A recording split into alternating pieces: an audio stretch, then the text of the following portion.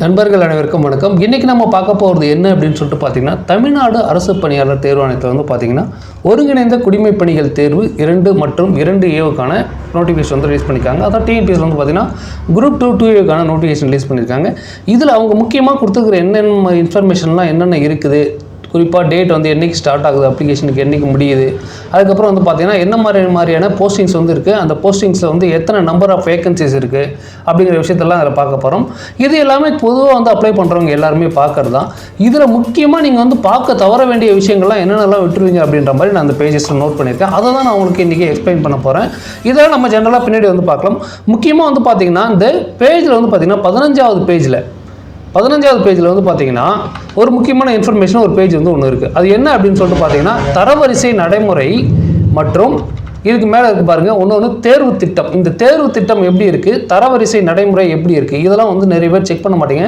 இந்த தரவரிசை முக்கியமாக நீங்கள் பார்த்தீங்கன்னா இன்றைக்கே நீங்கள் ஸ்டார்ட் பண்ணிவிடுவீங்க. முதல்ல நீங்கள் தான் வந்து அப்ளிகேஷன் வந்து போடுவீங்க.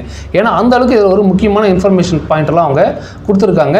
இதில் முக்கியமாக வந்து பார்த்தீங்கன்னா வயதும் ஒரே மாதிரியாக இருப்பின் விண்ணப்ப எண்ணிலிருந்து தீர்மானிக்கப்பட்டபடி ஆணையத்திற்கு முன்னதாக விண்ணப்பத்தை சமர்ப்பித்த தேர்வர் தகுதிப்பட்டியல் முதலிடத்தில் வைக்கப்படுவர். அதாவது அவங்க என்ன கொடுத்துருக்குறாங்கன்னா, யார் வந்து வயசும் ஒரே மாதிரியாக இருப்போம், நீங்கள் எடுத்த ரேங்க்கும் ஒரே மாதிரியாக இருந்ததுன்னா யார் ஃபஸ்ட்டு அப்ளை பண்ணாங்களோ அவங்களுக்குலாம் ப்ரிஃபரன்ஸ் வச்சு கொடுப்போம் அப்படின்ற மாதிரி இதில் பாயிண்ட்ஸ்லாம் வந்து கொடுத்துருக்காங்க. ஸோ அந்தளவுக்கு முக்கியமான விஷயங்கள்லாம் அந்த தரவரிசை நடைமுறையில் கொடுத்துருக்காங்க. அதே மாதிரி தேர்வு முறை திட்டம் அப்படிங்கிறது என்ன அப்படின்னு சொல்லிட்டு பார்த்தீங்கன்னா அது 18வது பேஜில் கொடுத்துருக்காங்க, தேர்வு முறை திட்டம் அப்படின்றது. ஸோ இது மாதிரி அவங்க ஒரு பேஜில் இது கீழே வந்து முக்கியமான இன்ஃபர்மேஷன்லாம் கொடுத்துருக்காங்க. தேர்வு முறையில் வந்து என்ன மாதிரியான கொஸ்டின்ஸ் வரும், எதுலேருந்து அவங்க கொஸ்டின் கேட்பாங்க அப்படிங்கிற மாதிரிலாம் கொடுத்துருக்காங்க. நெக்ஸ்ட் சிலபஸ்லாம் வந்து எதுலேருந்து கவர் ஆகும், அந்த சிலபஸில் எந்த ஸ்டாண்டர்ட்லேருந்து எந்த ஸ்டாண்டர்ட் வரைக்கும் என்னென்ன மாதிரியான வந்து கொஸ்டின்ஸ் கேட்போம் அப்படின்றதெல்லாம் 60வது பேஜில் வந்து கொடுத்துருக்காங்க. ஸோ இது மாதிரி வந்து ஒரு பேஜஸ்லுமே அவங்க முக்கியமான இன்ஃபர்மேஷன்லாம் கொடுத்துருக்காங்க. இதுலேயுமே வந்து பார்த்திங்கன்னா அந்த பிற்சேர்க்கை அப்படின்னு சொல்லிட்டு இருக்கும். இது 60வது பேஜில் ஸ்டார்ட் ஆகுது. இதில் மொழித்தாள் பொது ஆங்கிலம் அல்லது பொது தமிழ் இது பார்த்தீங்கன்னா 100 கொஸ்டின்ஸ் வந்து கேட்போம் அப்படிங்கிற மாதிரி கொடுத்துருக்காங்க. இதில் என்னென்ன மாதிரியான சிலபஸ் அப்படின்னு சொல்லிட்டு இதில் இருந்தே ஸ்டார்ட் ஆகும். ஸோ இது மாதிரி முக்கியமான இருக்கிற எல்லா விஷயங்களை பற்றி நம்ம இந்த நோட்டிஃபிகேஷன் டீட்டெயில்ஸில் வந்து பார்ப்போம். இதுக்கப்புறம் வர வீடியோஸ்லேயே இல்லை இந்த வீடியோஸ்லேயே வந்து நான் எப்படி அப்ளை பண்ணுறது அப்படின்றதையும் நான் கூட வந்து அட்டாச் பண்ணுறேன். சப்போஸ் வேறு வீடியோ பண்ணியிருந்தேன்னா அதுக்கான லிங்க்குமே கீழே டிஸ்கிரிப்ஷனில் கொடுக்குறேன். ஓகே நண்பர்களே, இப்போ இதுதான் வந்து பார்த்திங்கன்னா இதுக்கான டேட் வந்து இன்றைக்கி தான் ஸ்டார்ட் ஆகிருக்கு. 15/7/2025 ஸ்டார்ட் ஆகிருக்கு. ஸோ விண்ணப்பத்தை சமர்ப்பிப்பதற்கான கடைசி நாள் வந்து பார்த்திங்கன்னா 13/8/2025 ஏதாவது ஆன்லைன் மூலிமா சமர்ப்பிச்சிடணும். இதில் ஏதாவது கரெக்ஷன்ஸ் இருந்ததுன்னா 18/8/2025 20/8/2025 பண்ணிக்கோங்க. முதல்நிலை தேர்வு நடைபெறும் நாள் வந்து பார்த்தீங்கன்னா 28/9/2025 முதல்நிலை தேர்வு நடைபெறும். அதுக்கப்புறம் வந்து பார்த்தீங்கன்னா 9:30 12:30 வரைக்கும் அன்றைக்கி நடைபெறும்னு சொல்லியிருக்காங்க. முதன்மை தேர்வு நடைபெறும் நாள் முடிவுகள் பின்னாடி வந்து அறிவிக்கப்படும் அப்படின்னு சொல்லிட்டு கொடுத்துருக்காங்க. ஸோ இந்த மாதிரியான இன்ஃபர்மேஷன்லாம் நீங்கள் முழுசுமாக இதில் வந்து தெரிஞ்சுக்கோங்க. இதுலேயுமே வந்து பார்த்தீங்கன்னா வனவர் பதவிக்கான விருப்பத் தெரிவு அப்படின்னு சொல்லிட்டு பார்த்தீங்கன்னா நீங்கள் அது வந்து பார்த்தீங்கன்னா இன்ட்ரெஸ்ட் இருக்கிறவங்க இதுக்கு அப்ளை பண்ணலாம். ஏன்னா இதுக்கு வந்து எண்டூரன்ஸ் டெஸ்ட்லாம் நடக்கும், அதாவது உடற்தகுதி தேர்வு எல்லாமே நடக்கும் அப்படின்ற மாதிரி அவங்க சொல்லியிருக்காங்க.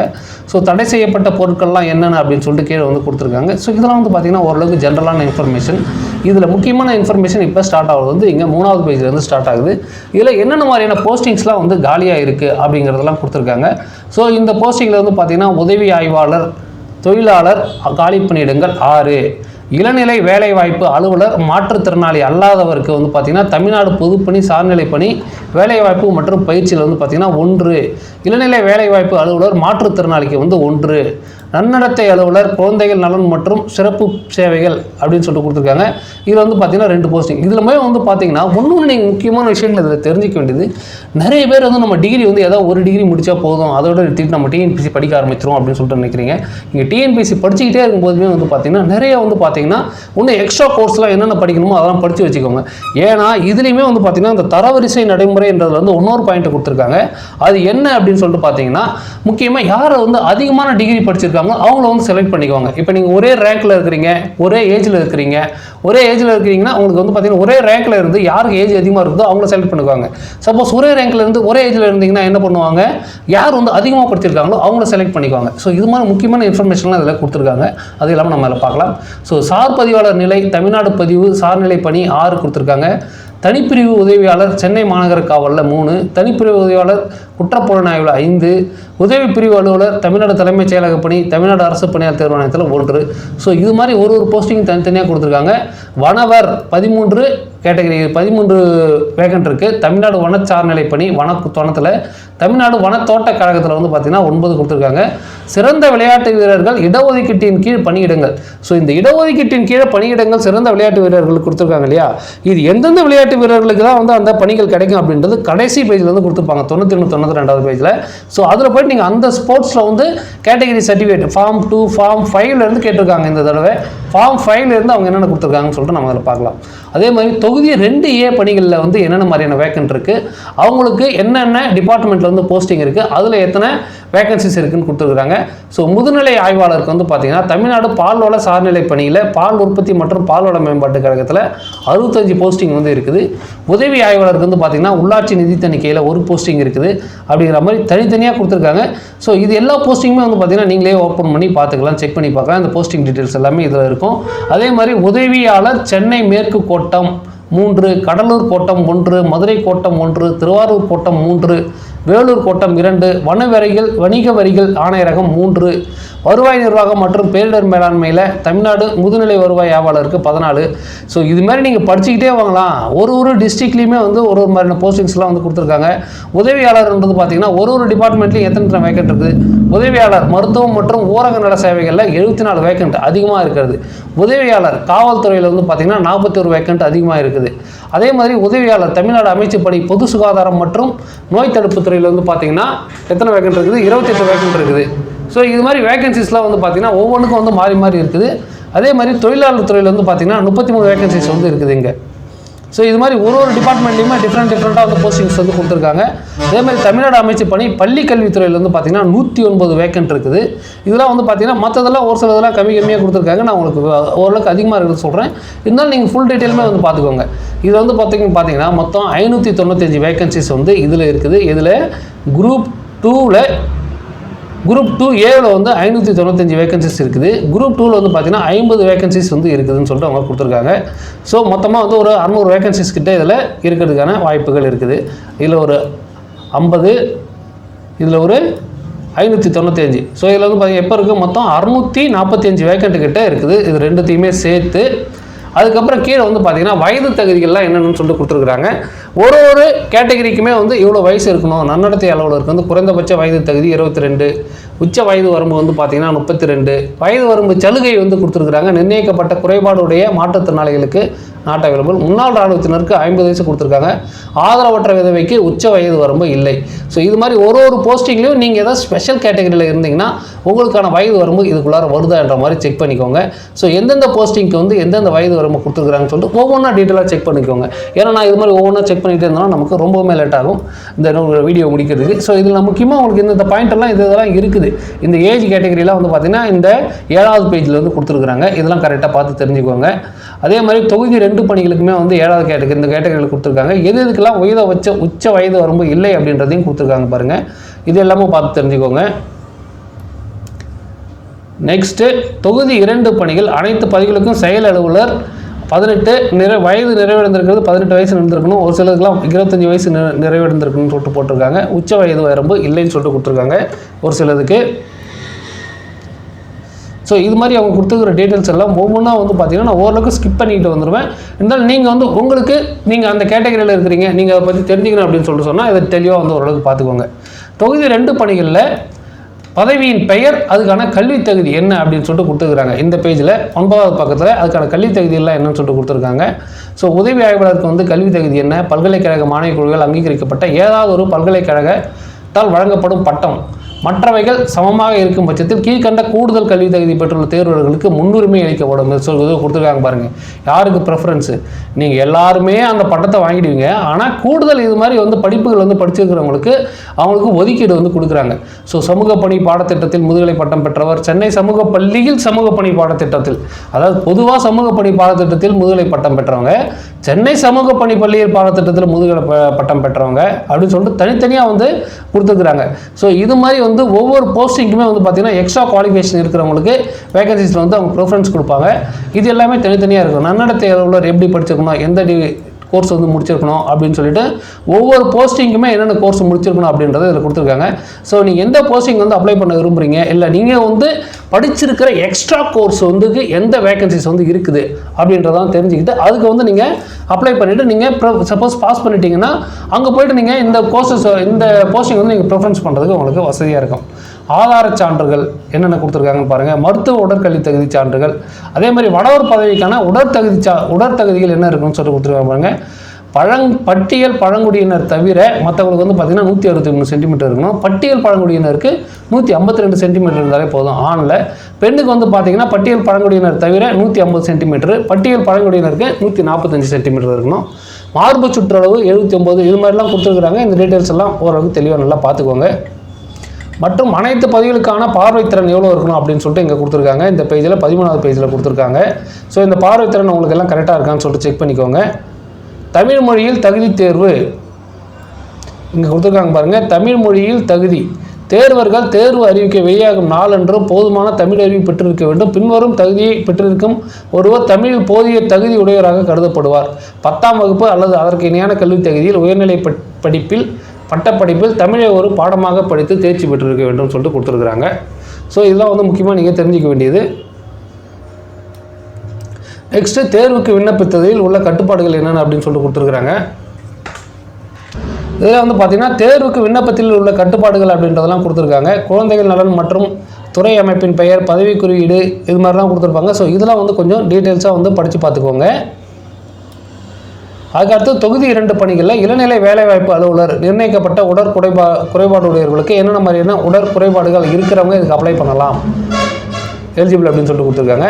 இப்போ இதுதான் முக்கியமான விஷயம். இப்போ வந்து பார்த்திங்கன்னா இந்த 15வது பேஜில் தேர்வு திட்டத்துக்கு வந்துட்டோம். தேர்வு திட்டத்தில் வந்து பார்த்திங்கன்னா ஒருங்கிணைந்த குடிமப் பணிகள் தேர்வு தொகுதி 2 மற்றும் 2A படிகள் 2 நிலைகளை கொண்டது. வனவர் பதவிகளை தவிர பொது முதல்நிலை தேர்வு தொகுதி 2 மற்றும் 2A பணிகளுக்கு தனி முதன்மை தேர்வு. வனவர் பதவிகளுக்கு மட்டும் தேர்வு 3 தொடர் நிலைகளை கொண்டது. பொது முதல்நிலை தேர்வு 2, முதன்மை தேர்வு மற்றும் நடைச்சோதனை சொல்லிட்டு இது மாதிரி வந்து பார்த்திங்கன்னா இதெல்லாம் வந்து வனவர்களுக்கு இருக்கும். ஸோ ஒருங்கிணைந்த குடிமைப் பணிகளில் 2 மற்றும் 2A 2 நிலைகளை கொண்டது வனவர் பதவிகளுக்கு தவிரன்னு சொல்லிட்டு கொடுத்துருக்காங்க. பொது முதல்நிலை தேர்வு என்பது முதன்மை தேர்வுக்கான தேர்வர்களை சரி செய்வதற்கான தேர்வு ஆகும் சொல்லிட்டு கொடுத்துருக்காங்க. ஸோ இதில் வந்து பார்த்திங்கன்னா உங்களுக்கு ஃபஸ்ட் எடுத்தால் நமக்கு ஒரு அந்த பொது முதல்நிலை தேர்வில் வந்து பார்த்திங்கன்னா தமிழ் தகுதி தேர்வு வச்சு தான் வருவாங்க. ஸோ இதில் வந்து பார்த்திங்கன்னா பேசிக்காக இருக்கிறது செலக்ட் பண்ணிவிடுவாங்க. தொகுதி 2 பணிகளுக்கான முதன்மை தேர்வு என்பது தொகுதி 2 பணிகளில் உள்ள பதவிகளுக்கான தேர்வர்களை தேர்வு செய்யும் தேர்வாகும். தொகுதி 2க்கான முதன்மை தேர்வு வந்து பார்த்திங்கன்னா தொகுதி 2 பணிகளில் இருக்கிற தேர்வுகளுக்கு முதன்மை தேர்வுக்கு சரி செய்கிறது. தொகுதி 2A பணிகளில் வந்து பார்த்திங்கன்னா முதன்மை தேர்வு என்பது தொகுதி 2A பணிகளில் உள்ள பதவிகளுக்கான தேர்வர்களை தேர்வு செய்யும் தேர்வாகும் சொல்லிட்டு கொடுத்துருக்காங்க. முதல்நிலை தேர்வு என்பது முதன்மை தேர்வுக்கான தகுதியான தேர்வர்களை தேர்வு செய்வதற்கான பணி. முதல்நிலை தேர்வு அப்படின்னு சொல்லிட்டு வந்து பார்த்திங்கன்னா நம்ம இந்த மெயின் எக்ஸாம் எழுதுறதுக்கு ஃபஸ்ட்டு நம்மளை செலக்ட் பண்ணுவாங்க அப்படிங்கிறது தான் அவங்க கொடுத்துருக்காங்க. ஸோ இதெல்லாம் ஓரளவுக்கு உங்களுக்கு தெளிவாக புரியும்னு நினைக்கிறேன். இப்போ அடுத்தது வந்து பார்த்திங்கன்னா இதில் தரவரிசை பட்டியல்னு சொல்லிட்டு இங்கே 5.3ல் 15வது பேஜில் கொடுத்துருக்காங்க பாருங்கள். நான் ஏற்கனவே சொன்ன முக்கியமான இன்ஃபர்மேஷன் எல்லாமே இதில் தான் வரும். முதன்மை தேர்வில் தாள் 2ல் தேர்வர்கள் பெற்ற மொத்த மதிப்பெண்களின் அடிப்படையில் தகுதி பட்டியல் அல்லது தரவரிசை பட்டியல் தயாரிக்கப்படும். முதன்மை தேர்வில் தாள் 2ல் தேர்வர்கள் பெறும் மதிப்பெண்கள் இறுதி தரவரிசையை தீர்மானிக்கும் கொடுத்துருக்காங்க. இதில் 2வது பாயிண்ட்டு 2 அல்லது அதற்கு மேற்பட்ட தேர்வர்கள் சம மதிப்பெண்களை பெற்றால் அதிக கல்வி தகுதி பெற்ற தேர்வர் தகுதி பட்டியலில் முதலிடத்தில் வைக்கப்படுவர். இதை தான் வந்து முக்கியமாக நான் உங்கள்கிட்ட சொன்னேன். ஸோ இந்த பாயிண்ட்டில் வந்து பார்த்தீங்கன்னா நீங்கள் 2 பேருமே ஒரே கிரேடில் வந்தாலுமே ஒரே ரேங்க் எடுத்திருந்தாலுமே யார் வந்து எக்ஸ்ட்ரா கோர்ஸ் முடிச்சிருக்கீங்களோ அவங்களுக்கு வந்து பார்த்தீங்கன்னா இதில் பெனிஃபிட் கிடைக்கிறதுக்கான வாய்ப்புகள் இருக்குது, வேலை கிடைக்கிறதுக்கான வாய்ப்பு இருக்குது. அதே மாதிரி எழுத்து தேர்வில் பெறப்பட்ட மதிப்பெண்களும் கல்வி தகுதியுமே ஒரே மாதிரியாக இருந்ததுன்னா வயசில் மூத்தவங்களுக்கு அந்த வேலையை கொடுத்துருவாங்க. அதே மாதிரி நீங்கள் இது 3மே ரேங்க்கு சரி, கல்வி தகுதியுமே சரி, அதே மாதிரி நீங்கள் ஏற்கனவே அப்ளை பண்ணியிருந்தீங்கனாலுமே சரி, மூத்த வயசுலையும் ஒரே மாதிரியாக இருந்தீங்கனாலுமே வயது ஒரே மாதிரியாக இருப்பின் விண்ணப்ப எண்ணிலிருந்து தீர்மானிக்கப்பட்டபடி ஆணையத்திற்கு முன்னதாக விண்ணப்பத்தை சமர்ப்பித்தவர் தேர்வு தகுதி பட்டியலில் முதலிடத்தை வைக்கப்படுவார். ஸோ ஃபஸ்ட்டு அப்ளை பண்ணுறவங்களுக்கு ஃபஸ்ட்டு ப்ரெஃபரன்ஸ். இதை முக்கியமாக எல்லா இதுலேயுமே நீங்கள் தெரிஞ்சு வச்சுக்கோங்க. எல்லா டிஎன்பிசிக்குமே இதுதான் வரும். இவ்வறிக்கையில் 10.6 குறிப்பிடப்பட்டுள்ள குறைந்தபட்ச கல்வி தகுதி, குறைந்தபட்ச தகுதி மதிப்பெண்கள் அடிப்படையில் முதன்மை தேர்வுக்கு தகுதியான தேர்வர்களின் பட்டியல் தேர்வாணையத்தால் வெளியிடப்படும். தொகுதி 2 பணிகளுக்கான முதன்மை தேர்வு 1:10 என்ற விகிதப்படி தேர்வர்கள் அனுமதிக்கப்படுவர். இடஒதுக்கீட்டு விதியை கருத்தில் கொண்டு அனுமதிக்கப்படுவர் அப்படின்னு சொல்லிட்டு கொடுத்துருக்காங்க. ஸோ இந்த 5.3 கரெக்டாக ஞாபகம் வச்சுக்கோங்க. 5.3.1, 5.3.2, 5.3.3 இந்த 4 பாயிண்ட்லையுமே முக்கியமான விஷயத்தை அவங்க கொடுத்துருக்குறாங்க. ஸோ இதை கரெக்டாக நோட் பண்ணி வச்சுக்கிட்டு இது எதுக்கு நம்ம அப்ளை பண்ணணும், எதுக்கு எக்ஸ்ட்ரா கோர்ஸ் படிக்க சொல்கிறாங்க அப்படின்றதும் தெரிஞ்சு வச்சுக்கோங்க. ஸோ இதுலேயுமே ஏஜ் வந்து நீங்கள் நல்லா படிச்சுட்டு உங்களுக்கு ஏஜ் அதிகமாக இருக்குது நம்மளுக்கு கிடைக்காதுன்ற மாதிரி பார்க்காதீங்க. ஒரே ஏஜில் இருந்தீங்கன்னா ஏஜ் அதிகமாக இருக்கிறவங்களுக்கு அந்த வேலையை வந்து கொடுக்கறதுக்கான வாய்ப்புகள் இருக்குதுன்னு சொல்லியிருக்காங்க. ஸோ இதில் வந்து பார்த்தீங்கன்னா முக்கியமான விஷயம் கொடுத்துருக்காங்க. இந்த ஃபஸ்ட்டு 20 பேஜ் நீங்கள் ஓரளவுக்கு டீட்டெயிலாக வந்து நல்லா படிச்சுக்கோங்க. மாணவர் பதவிக்கு சிறந்த விளையாட்டு வீரர்களுக்கான இடஒதுக்கீட்டின் தெரிவு முறையை கொடுத்துருக்குறாங்க. இதுலேயுமே வந்து பார்த்தா அங்கீகரிக்க போட்டிகள் விளையாட்டு தொடர்களில் மதிப்பெண்கள் வழங்குதல். தேசிய அளவிலான போட்டிக்கு எவ்வளோ மார்க் கிடைக்கும், தங்கத்தில் வாங்கியிருந்தீங்கன்னா அது எவ்வளோ மார்க்கு, வெள்ளிக்கு எவ்வளோ மார்க்கு, வெண்கலத்துக்கு எவ்வளோ மார்க்கு, பங்கேற்புக்கு எவ்வளோ மார்க்கு அப்படிங்கிற மாதிரியான இன்ஃபர்மேஷன்லாம் அவங்க அதில் கொடுத்துருக்குறாங்க. மார்க்ஸ் எல்லாம் கொடுத்துருக்காங்க. அதேமாதிரி தேர்வு முறை திட்டம் எப்படி இருக்கும் அப்படின்னு சொல்லிட்டு இதில் கொடுத்துருக்குறாங்க. மொழி பொது தமிழுக்கு வந்து பார்த்தீங்கன்னா வினாக்களின் எண்ணிக்கை 100, பொது அறிவில் வந்து பார்த்தீங்கன்னா 75, திறனறிவு மற்றும் நுண்கணக்கு வந்து பார்த்தீங்கன்னா 25, மொத்தம் 200 கொஸ்டின்ஸ் வந்து கேட்பாங்க. இதில் குடிமை பணிகள் தேர்வு 2 தொகுதி 2 மற்றும் 2A பணிகளுக்கான முதல்நிலை தேர்வு. இது என்னது, தொகுதி 2 மற்றும் 2 குரூப் 2 2Aக்கான ஃபஸ்ட்டு எக்ஸாம், அதாவது முதல்நிலை தேர்வு. இதில் வந்து பார்த்தீங்கன்னா அதிகபட்ச மதிப்பெண்கள் 100, தேர்வு நேரம் 3 மணி நேரம், குறைந்தபட்ச மதிப்பெண்கள் 90, ஓஎம்ஆர் ஷீட்டு கொள்கை வினாக்கள் நம்ம சூஸ் த பெஸ்ட் மாதிரி வரும். இதில் வந்து பார்த்தீங்கன்னா தொகுதி 2 பணிகளுக்கான முதன்மை தேர்வு, தமிழ் மொழி தேர்வு 10ஆம் வகுப்பு கேடரில் இருக்கும். பொது அறிவு வந்து பார்த்தீங்கன்னா பட்டப்படிப்பு லெவலில் கொடுத்துருப்பாங்க. ஸோ தமிழ் மொழி தேர்வு வந்து பார்த்தீங்கன்னா டிகிரி லெவலில் வராது, 10ஆம் வகுப்பு தேர்வுக்குள்ளார தான் கொடுத்துருப்பாங்க தமிழ் மொழி தேர்வு. அதிகபட்ச மதிப்பெண்கள் 100. அதே மாதிரி பொது அறிவு வந்து பார்த்தீங்கன்னா 3. இது வந்து பார்த்தீங்கன்னா தமிழ் மொழி தேர்வுக்கு வந்து பார்த்தீங்கன்னா 3 மணி நேரம் எக்ஸாமு, பொது அறிவுக்கு 3 மணி நேரம் எக்ஸாமு. குறைந்தபட்ச தகுதி மதிப்பெண்கள் அனைத்து பிரிவினருக்கும் 40 மார்க் வந்து குறைந்தபட்சம். இதுலேயுமே வந்து பார்த்தீங்கன்னா பொது அறிவில் 90 மார்க்கு. தேர்வின் வகை வந்து விரிந்துரைக்கும் வகை, நீங்கள் வந்து இதை விரிவாக எழுதுகிற மாதிரி கொடுத்துருப்பாங்க, அதாவது எழுதுகிற மாதிரி கொடுத்துருப்பாங்க. இல்லை சிபிடியில் வந்து நடக்கும், கம்ப்யூட்டர் பேஸில் நடக்கிறதுக்கான வாய்ப்புகள் இருக்குது. ஸோ அது விரிந்திருக்கும் வகை தான் கொடுத்துருக்காங்க. சிபிடி வந்து கீழே தான் வரும். தொகுதி 2A பணிகளுக்கான முதன்மை தேர்வு பொது அறிவுக்கு வந்து பார்த்தீங்கன்னா 150, தமிழ் மொழி தகுதி தேர்வு 10ஆம் வகுப்பு, வினாக்களின் எண்ணிக்கை அதில் கொடுக்கல, அதிகபட்ச மதிப்பெண்கள் 100 கொடுத்துருக்காங்க, நேரம் 3 மணி நேரம். விரிந்துரைக்கும் வகை அதே மாதிரி பொது அறிவில் வந்து பார்த்தீங்கன்னா பட்டப்படிப்பு தரம், பொது நுண்ணறிவு மற்றும் பகுத்தறிவு 10ஆம் வகுப்பு தரத்தில் கொடுத்துருக்காங்க. 10 கொஸ்டின், பொது அறிவு வந்து 150 கொஸ்டின் வரும், 300 மார்க் வந்து அதில் கொடுத்துருக்காங்க. அதிகபட்ச மதிப்பெண்கள் 3 மணி நேரம் எக்ஸாம் கொடுத்துருக்காங்க. ஸோ இது எல்லாமே வந்து பார்த்தீங்கன்னா கம்ப்யூட்டர் பேஸ்டு டெஸ்ட்டாக தான் இருக்குன்னு சொல்லிட்டு கொடுத்துருக்காங்க. ஸோ இது தொகுதி 2A பணிகளுக்கான முதன்மை தேர்வு. ஸோ இது மாதிரி அவங்க எல்லா டீட்டெயிலுமே இதில் கரெக்டாக கொடுத்துருக்காங்க. பணி நியமன, இடஒதுக்கீடு, தேர்வுகளுக்கான தகவல் பரிமாற்றம் என்ன அப்படின்னு சொல்லிட்டு 19ஆவது பேஜ்லேருந்து வரும்.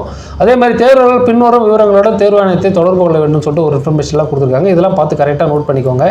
இப்போ இந்த பிற்சேர்க்கை இணைய வழியில் விண்ணப்பிக்கும் முறை அப்படின்னு சொல்லிட்டு 21ஆவது பேஜ்லேருந்து ஸ்டார்ட் ஆகுது.